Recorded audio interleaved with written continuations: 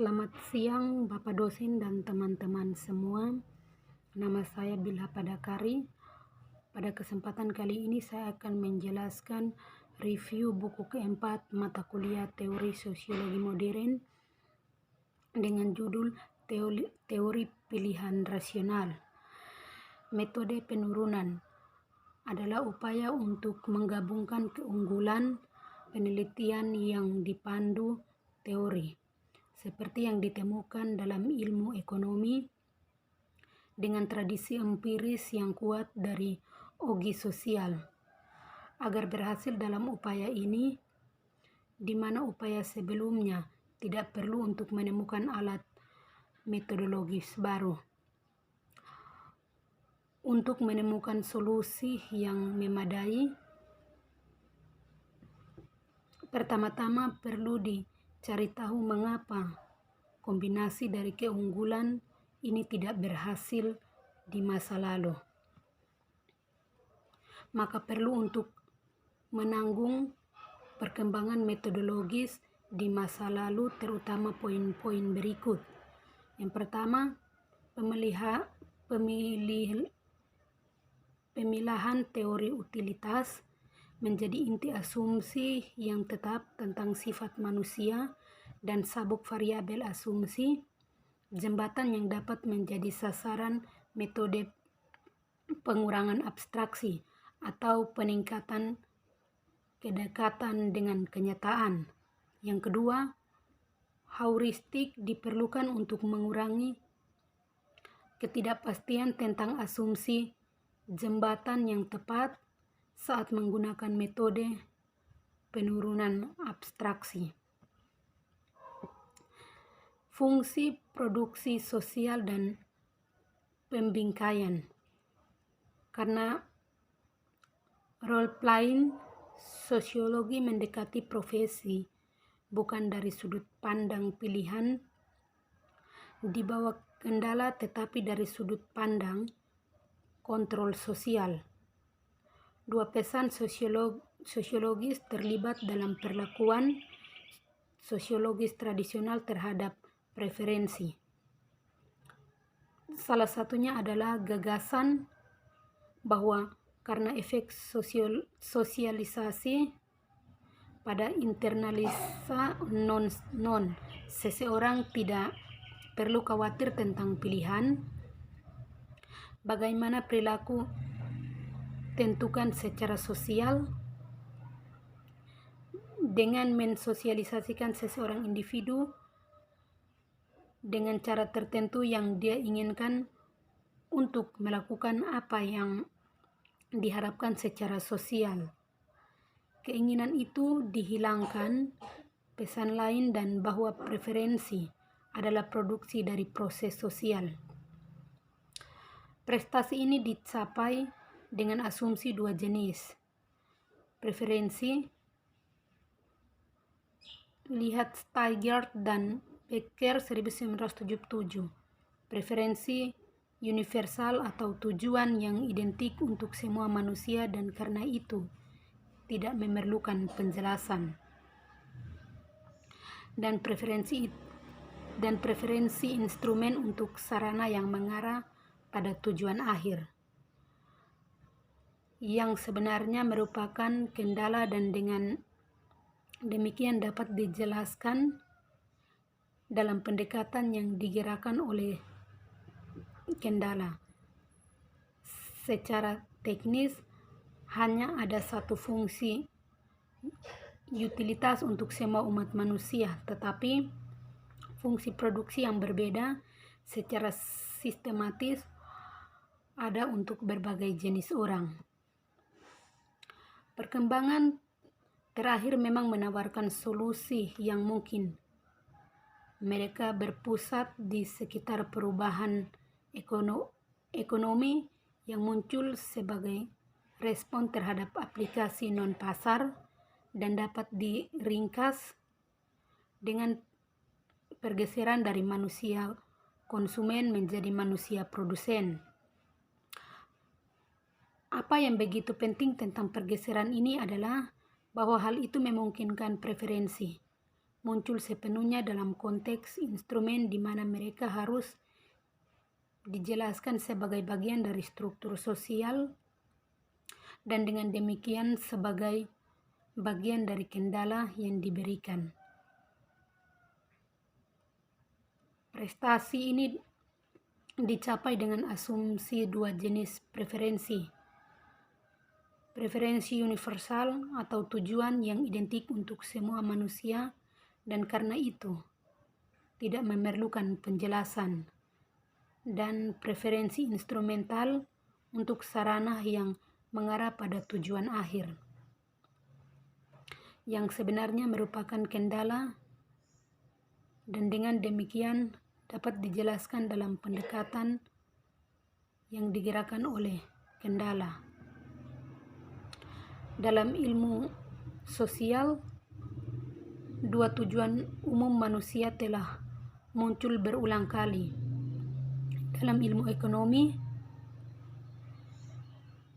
kesejahteraan fisik telah memainkan peran penting sebagai tujuan umum, membuat segala bentuk usaha menjadi mahal, memberikan peningkatan manfaat waktu, luang, dan memusatkan perhatian pada konsumsi barang dan jasa. Dalam sosiologis, persetujuan sosial selalu dianggap sebagai tujuan umum manusia yang penting.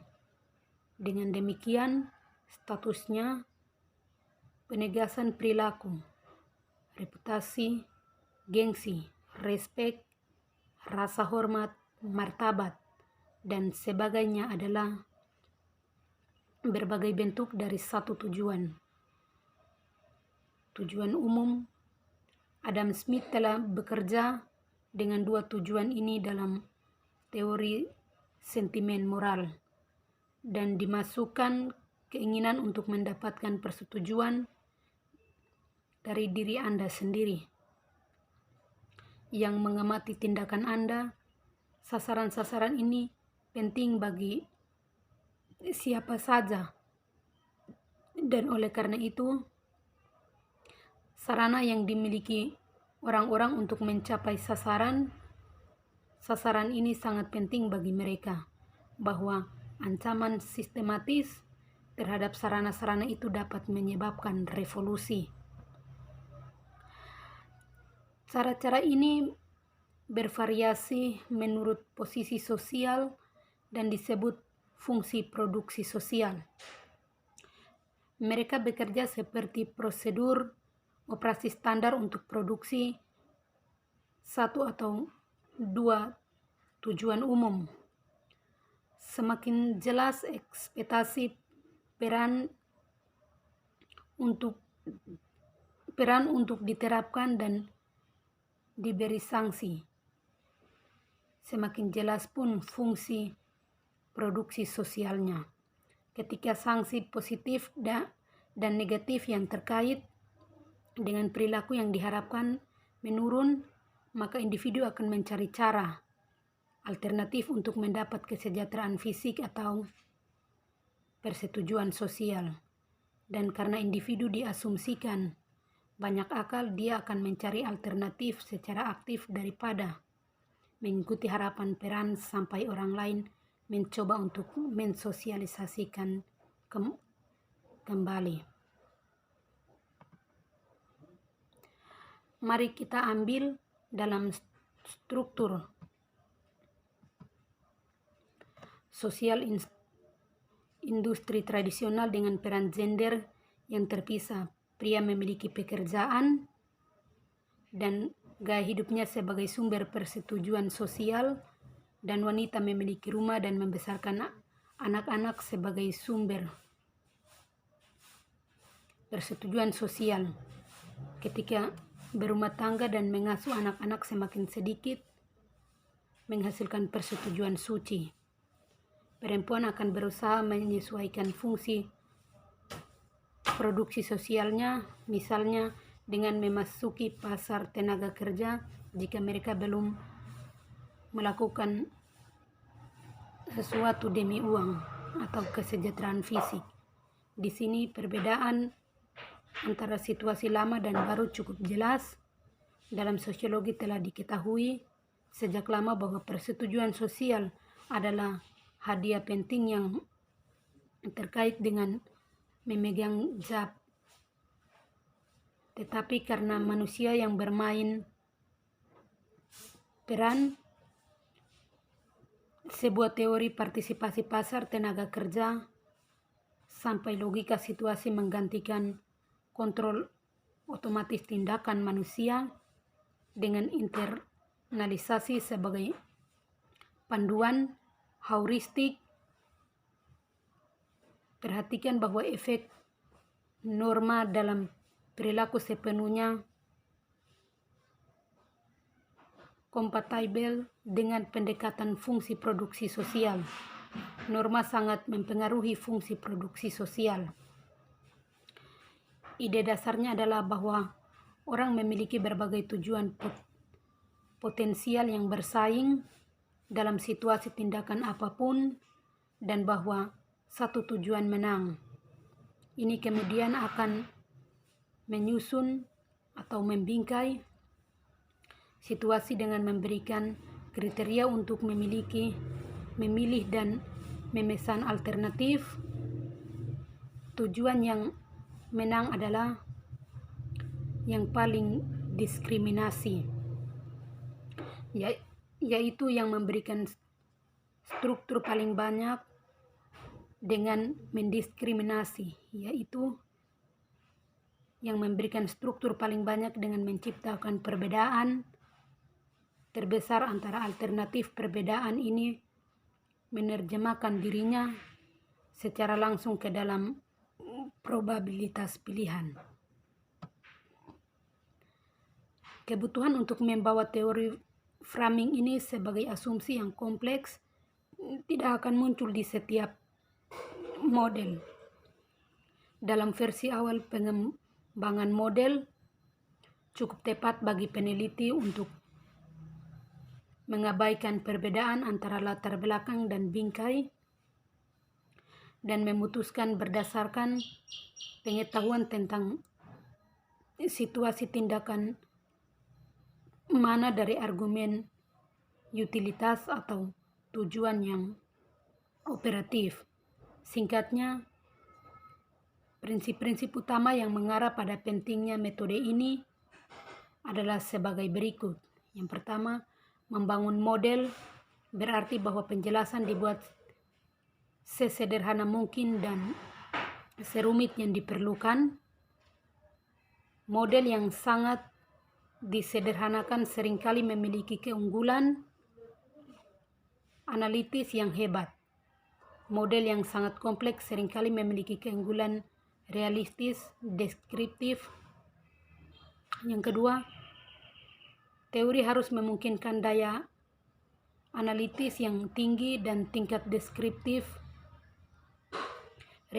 realistis yang tinggi. Untuk mencapai ini, mereka harus dibangun sesuai dengan metode penurunan abstraksi. Prinsip utama dari metode ini adalah sebagai berikut. Teori harus dianggap sebagai urutan model, di mana model pertama sangat disederhanakan dan setiap model berikutnya lebih. Sekian penjelasan dari saya. Terima kasih.